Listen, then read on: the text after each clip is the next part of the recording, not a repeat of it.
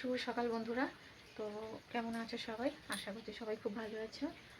আর আজকে দেখো সকাল থেকে প্রচণ্ড বৃষ্টি হচ্ছে, সেই কাল রাত থেকে বৃষ্টি শুরু হয়েছে, এখনও সেই বৃষ্টি হয়ে যাচ্ছে। তো আজকে ঘুম থেকে উঠে সব কিছুর কাজ সারা হয়ে গেছে মোটামুটি, শুধু এই বিছানাটা গুছানো বাকি আছে। কেননা রোহিত শুয়েছিল, ও সবে উঠলো, এবার বিছানাটা গুছিয়ে নেব। চলো। আগের দিন সারা রাত ধরে বৃষ্টি হয়েছে, আর এত বৃষ্টি হয়েছে যে আমাদের মাঠে তোলাগুলো সব জলে ডুবে গিয়েছে। এবছর হালের জন্য দেরিতে ধান ফেলেছিল, তাই তোলাগুলো এখনো ছোট আর জলে ডুবে গিয়েছে। তাই সবাই গিয়ে মাঠে জল ছেঁচতে হয়, না হলে তলা ডুবে গেলে আর রোয়াই হবে না, আর রোয়া না হলে ধানও হবে না। তো যাই হোক, রান্নাঘর মুছে ফেলেছি, তারপর থালা বাসনও মেজে নিয়েছি। আর রোহিত বিছানায় শুয়েছিল বলে তাই জন্য বিছানাটা গুছাইনি, ঘরদোর মুছে নিয়েছি। না হলে আগে আমি বিছানা গুছাই, তারপরে ঘরদোর মুছি। বিছানা গুছাচ্ছে এদিকে, আর ওদিকে হচ্ছে ঝমঝম করে বৃষ্টি। এবার জামা কাপড়টা ধুয়ে দেবো, আর রোহিতকে বললাম যে চা করতে। ও চা বসিয়েছে।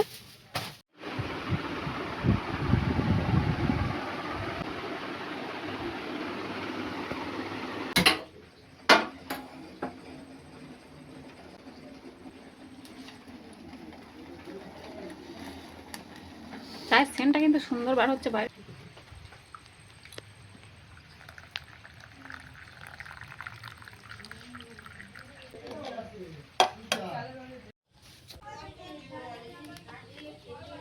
চা খাওয়া হয়ে গিয়েছে, আর তার মধ্যেই নিয়ে এসেছে এই মাছটা। আমাদের মাছ কিনতে কেউ কোনোদিন বাজারে যায়নি, দুজন মাছ বিক্রি করতে আসে এই পাড়াতে, ওখান থেকেই মাছ নেওয়া হয়। তো মাছটা নিয়ে আমি পিছনের ঘাটে গিয়েছি, কারণ সামনের ঘাট ডুবে গিয়েছে, বসে মাছ কাটাই যাবে না, এতটা জল হয়ে গিয়েছে। ওই যে ওই পুকুরের মাছ নয় ওটা, এই ডামের পুকুরটা, এই ডামটার ডামের মাছ।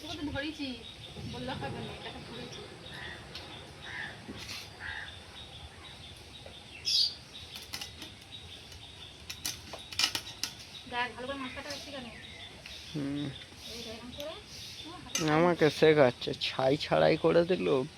হাতে ছাই ভালো করে না মাখলে আমি যেন ঠিক মাছ কাটতে পারি না। বঁটি তো ধার নেই।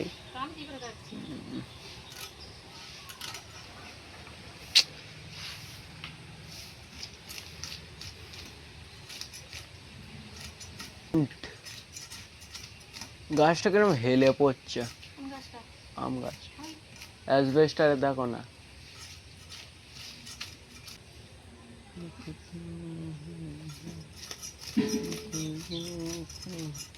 কি হলো, ওই কোঁক হলো একটাও হয় না, ডাব না।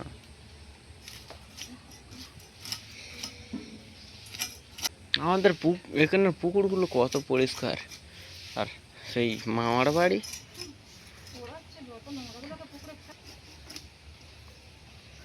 ওই তো কেটে ফেলেছে, হয়ে গেছে কাটা। হুম,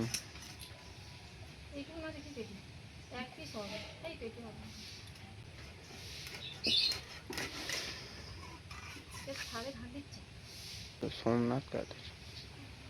सितारे सितारे मिले जो हम तुम्हारे नजारे सितारे। মাঠে যেতে হবে না, আবার জল আনতে হবে, নাহলে ক্যাইমাই ঝাইমাই করবে।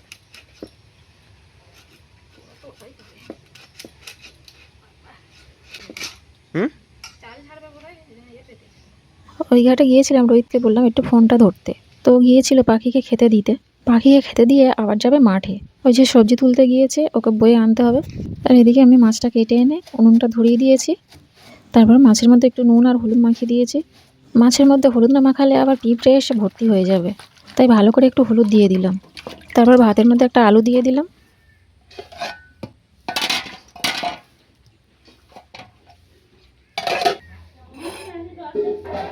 হ্যাঁ গো, নদীর ধারে। হ্যাঁ, নদীর ধারে জিলিপি বিক্রি হয়।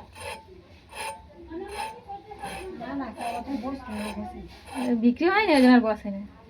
গেলে তোমাকে মিষ্টি খাওয়াবো, কোনে জিলিপি না খাওয়াই, যাও একটা খাওয়াবো, লজেন্স খাইয়ে ঘরে আনবো,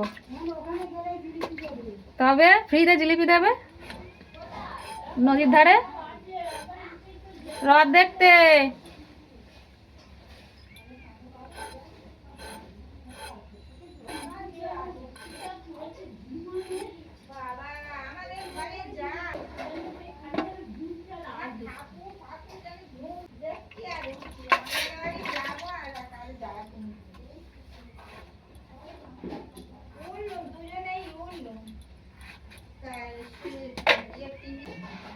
হ্যাঁ হ্যাঁ বৃষ্টি, এর কানে কি হয়েছে? কালা হয়ে গেছে শিওর।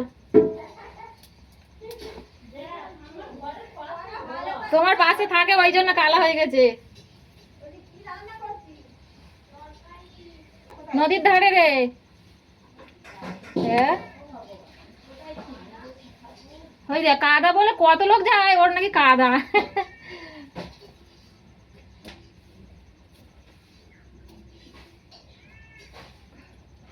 কত লোক যাচ্ছে। হ্যাঁ কিসের বলো তো? রাধা রানী, রাধা রানী আমি পড়েছি, শুনেওছি। আমাদের বাড়িতে এত লোকজন যে গল্প করার লোকের অভাব হয় না। ওই যে সারাক্ষণ কি ও সে সবার সাথে কথা হয়েই যাচ্ছে। কি এই যে ফুলের আমার মালা আনাজ ভুলে কাটতে গেছি। কাটতে যত রাজ্যের গল্প জুড়ে দিয়েছি, এদিকে গল্প করছি আর ওদিকে উনুনটাকে আমার 10 বার লিভে যাচ্ছে। বর্ষাকালে এই উনুন নামটা জ্বালাতে আমার এত ভুলে গেছি। সমস্যা হয় না কি বলবো। তাই 2 পয়সা দেবে নাকি 2 টাকা 2 পয়সা দেবে? ওই রে রাধা রানী রথের মেলায় মালা বিক্রি করতে যাবে। ছিল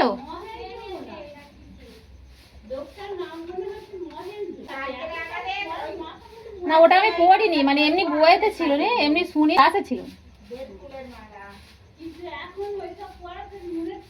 হ্যাঁ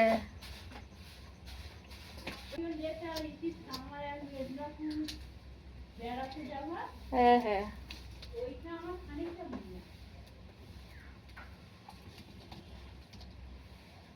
তবে আমাদের বাংলা বলো ইংলিশ বলো যে পড়াগুলো ছিল কত সুন্দর। না ফর্মুলাগুলো মনে আছে একটু একটু, সব নেই। আমার কয়েকটা আছে মনে। ওদিকে রোহিত ব্যাগে করে সবজি নিয়ে চলে এসেছে। দুটো বড় বড় ব্যাগ নিয়ে এসেছে সাইকেলে করে, তাই আমি গিয়ে আবার একটা নিয়ে এলাম আর তারপরে ও একটা নিয়ে এলো। এই যে গোটা কত চিচিঙে কেটে নিয়েছি আর কিছুটা কাঁঠালের বীজ চচ্চড়ি করব। এদিকে আমার ভাতটা হয়ে গিয়েছে, ফ্যানটা গড়িয়ে চচ্চড়িটা বসিয়ে দেবো।